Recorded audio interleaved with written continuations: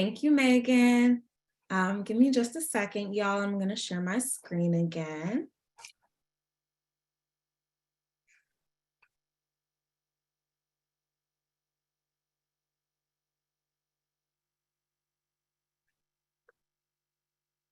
Okay. And so welcome to Building Restorative Workplaces. My name is Talia Sharpp. My pronouns are she, her, and they, them. I'm the Community Programs Manager at SEEDS and your facilitator for this workshop this morning. So just to add on to what Megan has already shared, some Zoom tips and guidelines.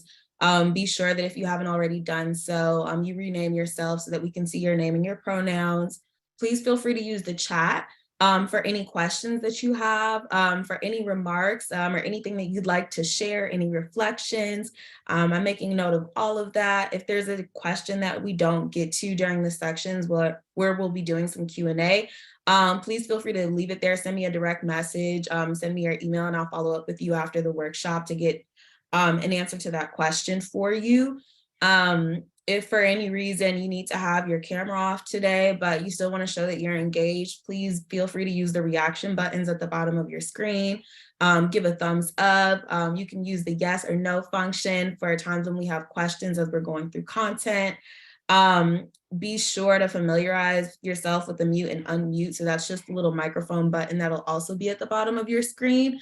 Please go ahead and unmute when there are times to share, but when I'm presenting or when other folks are presenting, please be sure that you're muted if there's any background noise you have going on that might be disruptive. If you have a question and you are comfortable with speaking aloud into the Zoom space this afternoon, go ahead and raise your hand and I'll call on you. And then generally in our SEEDS trainings and workshops, we ask that folks keep their cameras on so that we can simulate as best as possible a community learning experience. We understand that that is not always possible. Life happens. And so in the event of that, and you need to keep your camera off, just send me a message and let me know or put something in the chat.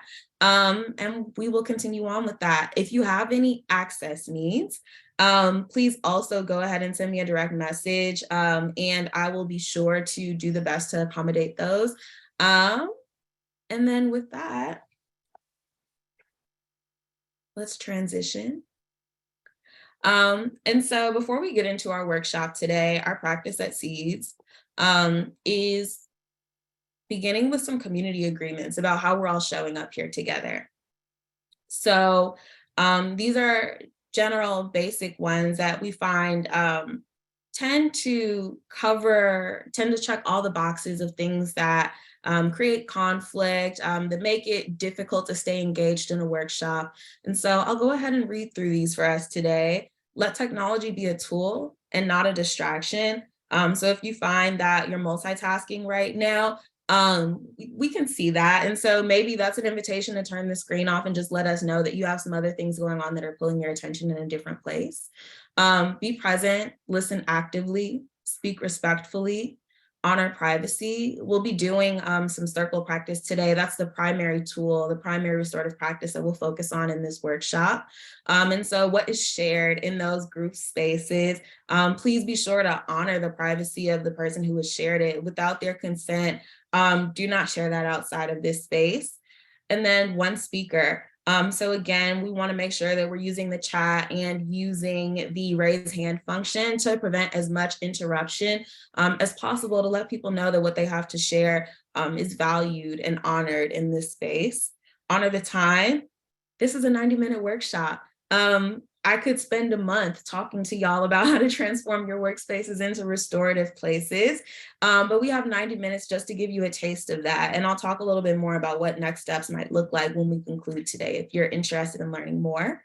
Expect and accept lack of closure. So again, just knowing that we only have this time today, and that there are things that we will not get to, questions that may not be answered in this exact moment, but there are opportunities for you to still connect with me afterwards to have some of those questions and curiosities resolved. And then just because we're going to be engaging with each other as well in those small groups in our circle practice, we'll assume positive intent and tend to impact. So we are going to be doing some learning. We are going to be sharing about things that you might not talk about your coworkers with at any other time. You might be here with other folks from your organization. And so just taking this as an opportunity to learn, to be curious about who we are outside of the ways that we show up at work, and inviting this as an opportunity if something feels difficult, if something didn't land well, to do some relationship building and have a conversation about that with that person outside of this space. Are there any questions before we move on?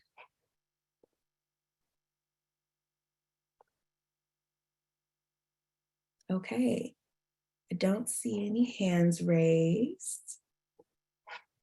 Wonderful. And so then with that, I'm going to give just a little brief overview of what we're doing today. So building restorative workplaces, this is an opportunity for us to explore how restorative practices, and namely in this space today, circle practice, which is a really wonderful tool and way of communicating with each other that is derived from Indigenous communities, but it's something that we've seen really transforms the ways that we as a society are able to be in community and relationship with each other towards preventing and even navigating conflict when it happens. And so I'm really excited to share that with you all. I'm excited to hear your questions. I'm excited to hear about how it feels for you to communicate in this way. And, I think when we talk about community, I don't know how often people think of their workspaces as a part of that community, even though this is a place where we spend at least 40 hours a week. Sometimes we see our coworkers more than we see our family and our friends. And so when we talk about building restorative workplaces, it's an opportunity to lean into what the possibility of community is with your coworkers in your workplace. And so being aware of all of the power dynamics that exist that make that difficult, and still challenging ourselves to get to know each other, to have relationships with each other, to figure out what it looks like to support each other, and to really be in meaningful collaboration as we do this work. So we'll explore that through some journaling, and also through our circle practice later today. Restorative practices come to us from the theory, the framework, the paradigmatic shift of restorative justice.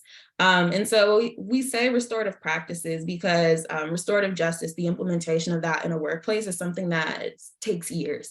But there are practices that lead to the implementation of that you can start doing tomorrow to be in better relationship with your coworkers. And so this is just a portion of a much, much larger approach to changing the ways that we relate to one another and changing the ways that we understand the outcomes of conflict, which is an inevitable consequence of being in relationship with folks. There are going to be disagreements, there are going to be tensions, but we do have choice and agency over how we choose to resolve and approach those things.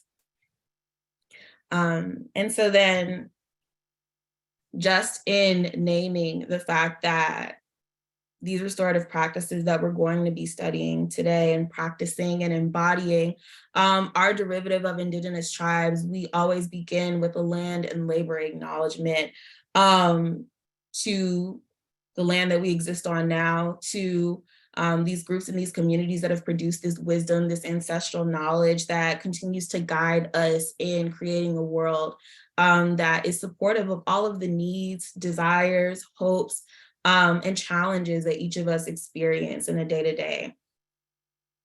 And so I want to invite us for the land and labor acknowledgement to, if you don't already have your camera turned off, you can do that. We're also going to do some grounding, a body scan, just to check in with how we're arriving in the space today. So turn your camera off. I want you to adjust yourself in your seat, noticing if there's any discomfort in your body.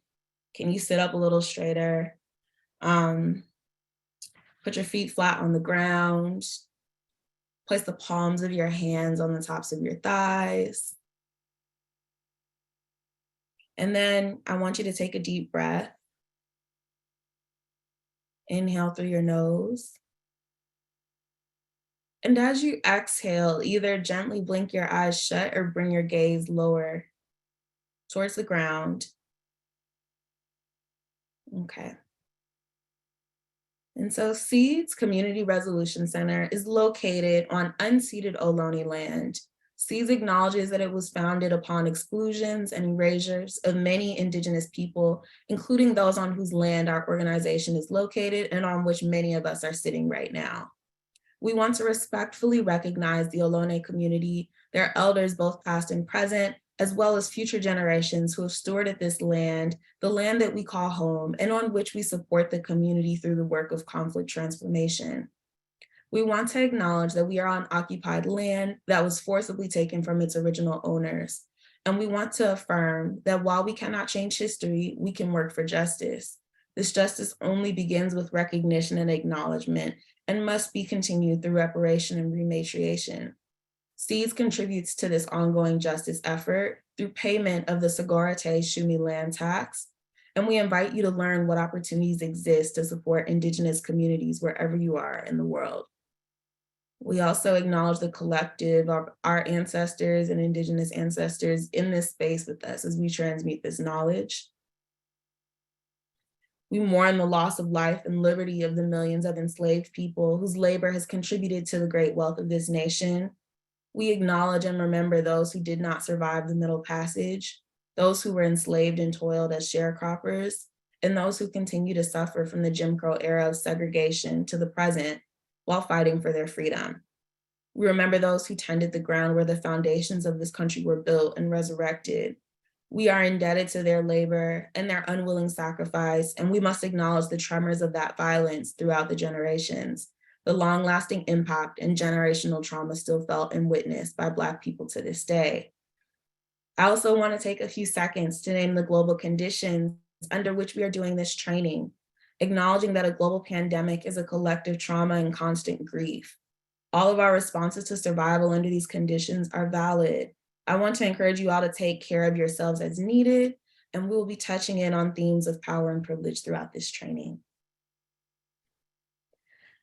So staying where you are, we'll take another breath together. Inhale through your nose. Exhale through your mouth.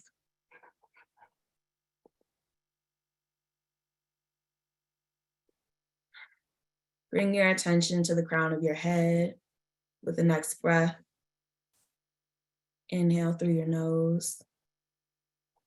Exhale through your mouth. Notice any sensations in this area of your body. Notice any thoughts, feelings that are present for us in our mind right now. This is an opportunity to step into awareness of how we're showing up in the training this morning, or this afternoon, I'm sorry. What are we carrying with us? What might pose a bit of a distraction for us to being focused, to being present and actively engaged? And just noting, not passing any judgment, extending some grace to ourselves for all that maybe we've already weathered through these first couple hours of the day. And acknowledging that this is a time where we can release that if that feels good.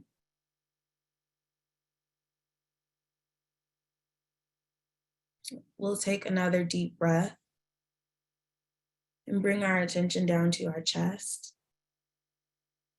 If it feels good, maybe we take the palm of one of our hands and place it on our chest.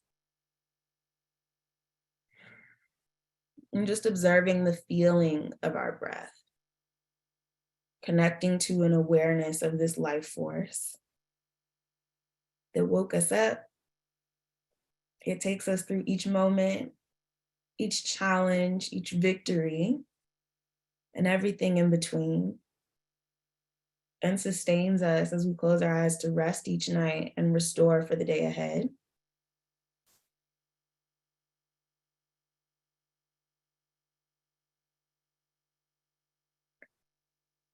We'll take another breath and bring our attention down to our belly.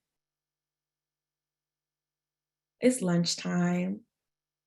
And just noticing if you're feeling satisfied, maybe some appreciation, some gratitude for whatever has allowed you to have that feeling, some yummy food made by hands that we are very grateful for, whether those are our own or someone else's.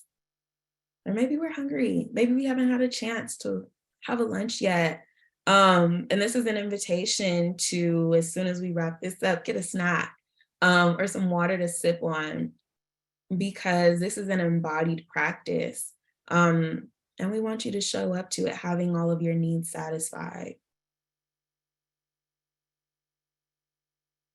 We'll take another deep breath and send your attention to anywhere that needs it in your body. Maybe something that's feeling sore, something that's feeling particularly good. Just noting whatever is coming up for us.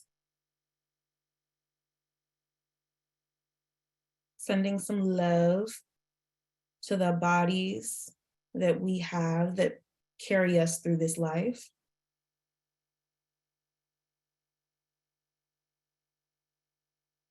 And then in your own time, I want you to take 3 more deep breaths. And when you're ready, you can turn your camera back on and rejoin us in the space.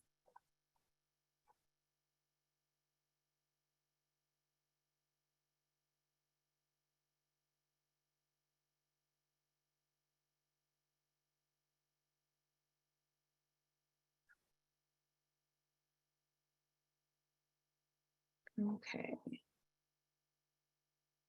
So I'm gonna go ahead and drop a link to the Segurate Land Trust that I mentioned in our land acknowledgement. So if that's something that you're curious about, there's more information about how to contribute to it there.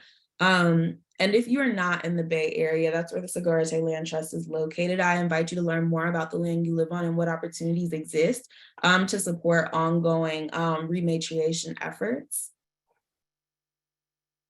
And with that, we are going to transition into our first round of circle practice, which is a round of introductions just for y'all to get to know each other. So I'm gonna share my screen. That is not do it. Okay.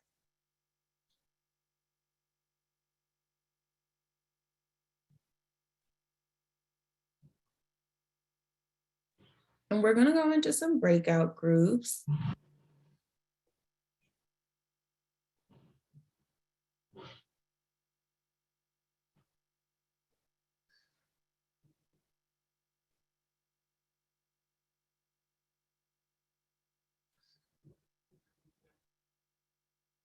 Okay, so we're gonna be in rooms of 2 to 3 folks.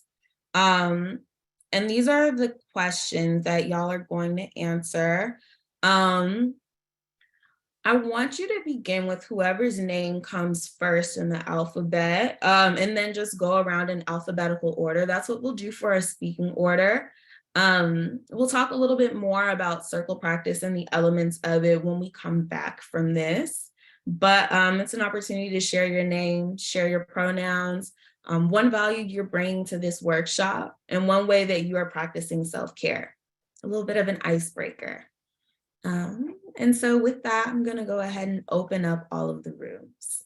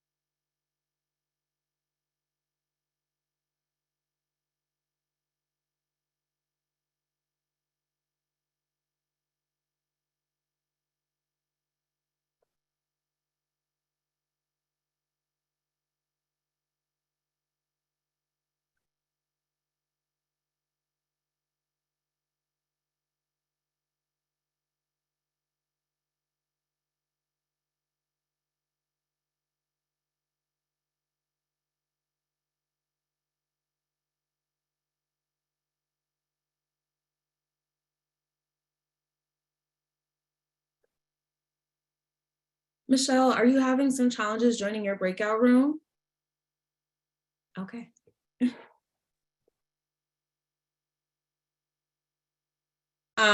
Quickly, I'm gonna go over a couple of our frameworks that are really important to having a more restorative culture and to doing circle practice. So one of them is the idea of the maximum point of learning being in the learning zone. So we're all pretty familiar with our comfort zone is. And so maybe that's the place where, you know, we don't really question ourselves. We know what we know about the things that we're encountering.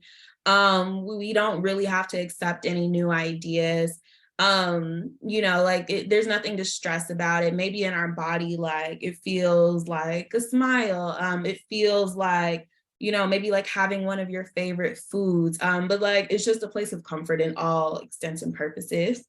Our learning zone is a step out of that. And so that is the point of maximum absorption of new material. So maybe that's a place where we start to feel a little bit more tenseness in our body, a place where maybe we realize that the things that we know, you know, maybe we can be more critical of them and having a mindset that is more open to new ideas.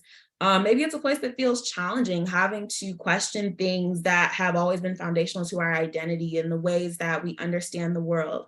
But nevertheless is a place where there's an opportunity for us to really grow and expand our sense of the world, our sense of selves, and our understanding of relationships. And so that's a place that we want to try to be in.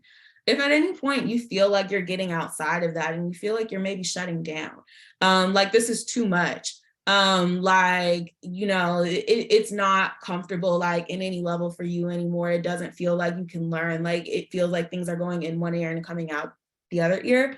That's an invitation to take a pause, to explore what's feeling uncomfortable, maybe journal it out, maybe stand up, move around a little bit and see if you can release any of the tension and if that movement helps you get a better sense of the source of that discomfort. But just to let you all know to go through this at your own pace. And then cultural humility is one of the foundations that undergirds the practice of restorative justice. And so can someone unmute and read this for me? Anyone?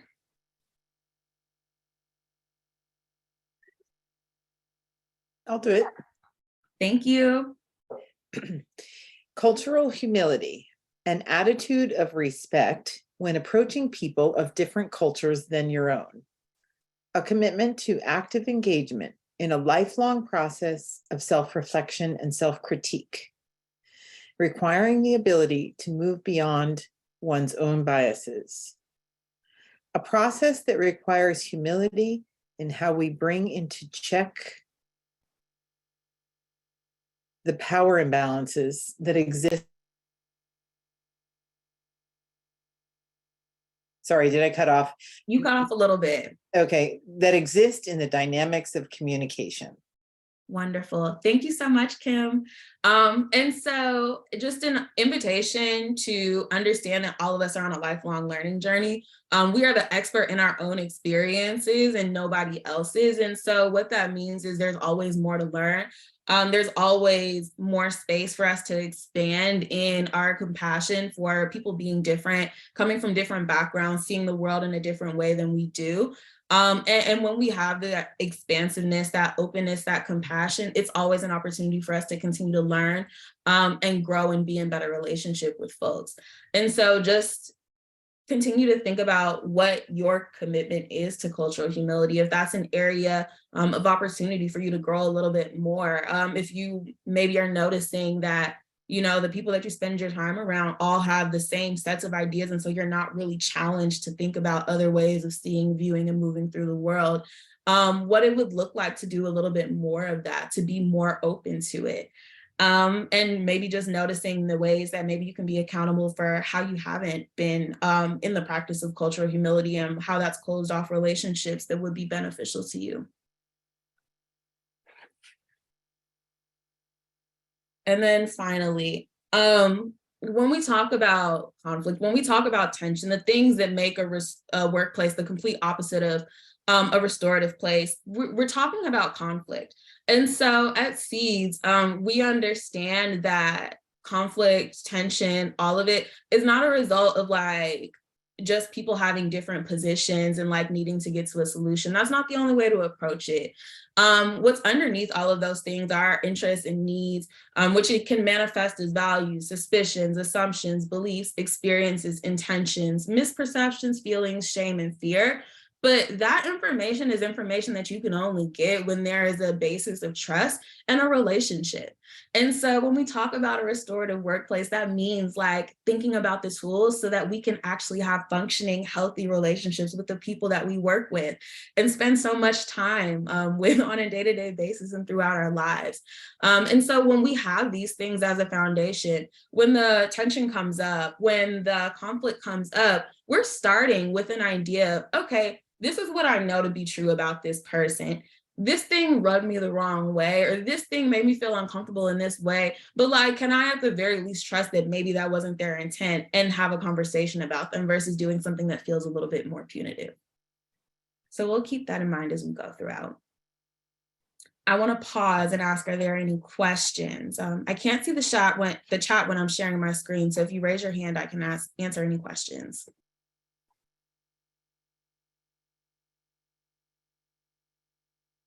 Okay, I'm gonna continue. Okay. So I already shared that restorative justice, and particularly this circle practice, it comes from Indigenous roots. Specifically, the resources that we use at Seeds, they come from the Tlingit and Tagish people of Canada, that lineage. But some other lineages of restorative justice, the way that we practice it in modern times, come from the Navajo's Nation's Justice Ceremony, the Maori People's Justice System, the Kima system in pre-colonial Ghana, and the Xhosa people of South Africa. So I invite you to continue to look more into those as you study and are on your journey of restorative justice and restorative practices. We are going to transition into doing a little bit of a debrief of the first circle that we did and an overview of what circle practice is and how you can implement it in your workplace. So the way that we did our introductions is something that could easily be implemented in a mixer. It could be implemented as a way to bring new people into an organization. But there are a lot of other ways that we can bring circles into our space. This opportunity for uninterrupted dialogue that's unprepared, it's unscripted, and that's from the heart. So some of the elements of the circle are the circle itself. So this idea of like sitting in a physical circle. We're virtual right now. We live in a time where we have to have an option to still be able to communicate with people when we're in virtual space. And so it's still very possible to do this when you're on Zoom or any other format. And we do that by having a speaking order. So in a circle, it's easy to see who's next to you and who's next to speak, but with the speaking order. So in this case, in our first example, we had people go in alphabetical order. In other times, you know who's going to be in the meeting before. And so you can organize the names and drop that speaker order into the chat for people to know which who goes next. And so there's no interruption and everyone feels like they have time and there's a flow to the conversation. We have a talking piece. So there are a lot of ways that you can do this virtually, but in person, it might look like somebody holding a stone. It might look like somebody holding like some kind of a stress ball or one of those fiddle toys. It could look like a lot of different things. It could look like someone holding a mug, whatever you have around. You can have a centerpiece. That's something that's not necessary, but something that's nice. And a centerpiece is just a place that an item that we place in the middle of the circle. It has something that's representative of each element. So something earth, something air, something fire. And all of a sudden the last element is escaping me, but we have a circle keeper. So someone who kind of takes charge of setting the intention for the circle and determining what kinds of a discussion that we'll have in the circle. So we'll talk about that a little bit more when we get into our more structured circle later in the workshop. But so those are the elements. The actual structure is that there's an intro and a check-in. So we've had our check-in circle. We talked about our values and agreements. There are some universal guidelines that are also a part of this that I'll share with you all, and that you'll have an opportunity to practice with each other. And then there are discussion rounds. So there might be a question or a prompt, and everyone will take a round going around in the circle, sharing their response to that question or prompt. Then finally, we'll have a closing and a checkout. So that closing can just be the circle keeper giving a recap of all of the points that were shared in the circle. And the checkout is just folks giving an opportunity to go around one more time and share, how did this feel for them? What still feels unresolved? And so you leave the circle with a sense of what next steps are. So it's not just what we're able to achieve in the circle space, but also thinking about the continuity of relationship building in other areas outside of this circle dialogue. Just a sample photo of what water. Oh my gosh, that was the last element that I couldn't think of, water. A sample of what a circle centerpiece might look like. So we see the plant, we've got earth. It looks like there's a bottle of water. What else? We've got some candles for fire. And then I don't see air. That's a hard one to get embodied on here, but yeah, so just a sample. And then the actual process of the circle. So it provides a way of bringing people together in which everyone is respected and gets a chance to talk without interruption. So it's an opportunity for us to be in active listening, not to be thinking about what we're going to share next, not to be thinking about how we feel about what the person shared, but just to listen and to know that when it gets to us, there's no expectation that our response or what we share is going to be perfect or rehearsed or pre-planned, but it's just what feels resonant, what feels like it's coming from the heart for us. So it's an opportunity to explain yourself by telling your story. It's an opportunity to flatten any power dynamic exists. So nobody has more power than anyone else or more space than anyone else, not even the circle keeper. That person is just holding the space and really respecting the needs of everybody else in that circle. The primary circle that we do, so restorative justice and restorative practices have 3 tiers. The first of which, and the most important, is community building. Building those relationships that help us to understand those underlying values and beliefs that sometimes are at the root of the conflict or tension that might happen in a workplace. So it's an opportunity to share your feelings, ideas, and experiences. They don't always look the same or share or take the same amount of time, but you can design them in response to your specific context. So if you're in the practice of doing community building circles, then you can eventually start to get a sense of how long they'll take. But if it's your first one, you might find, okay, there are a lot of things that we don't know about each other. Everyone in this room is actually a stranger, so we need to spend a little bit more time with this. And just thinking about what those parameters are and what the barriers are to doing something like that in your organization or workplace. They are not held in response to incidents or problems. That is another kind of circle called a harm circle, and it's a more advanced technique and practice that requires a little bit more training and coaching to be able to do without reharming the people who have already been impacted by those incidents and problems.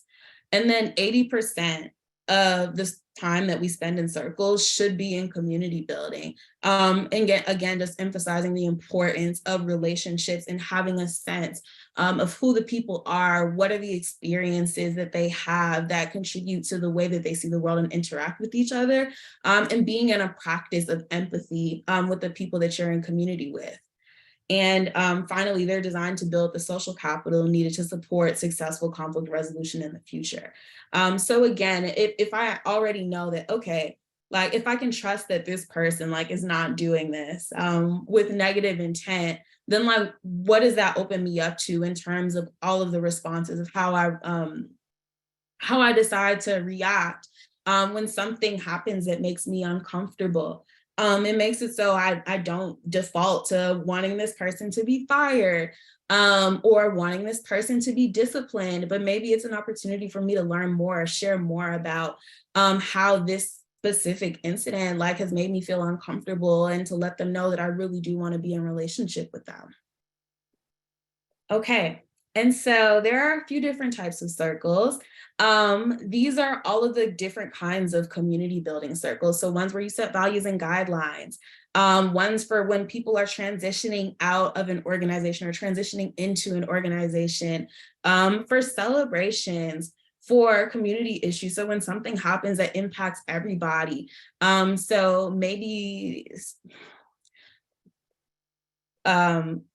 I hope this never happens, but the reality is that it does. But like we lose a coworker, and people need a space to process that. This kind of circle is a great way to respond to that. If something happens that drastically shifts the organizational culture, a community building circle is a great way to respond to that and make sure that people feel supported, and feel a sense of connection to their coworkers as you transition through that together. So this is the format for a circle. There's a seating, there's a centerpiece. We have the opening, so that's our intention setting. We have the guidelines and values, the introduction of the talking piece, which is optional depending on if you're in person. There are a few other pieces that are optional that I won't talk about today, but if you have questions about, please feel free to drop it in the chat and I'll follow up with you. And then we have our check-in, discussion rounds, and checkout. So we are going to shift into our circle practice. I'm going to pause for questions, but in our practice, we're going to do the check-in, 3 discussion rounds, and a checkout. And the checkout is going to be an opportunity for y'all to reflect as a group and individually about how this feels.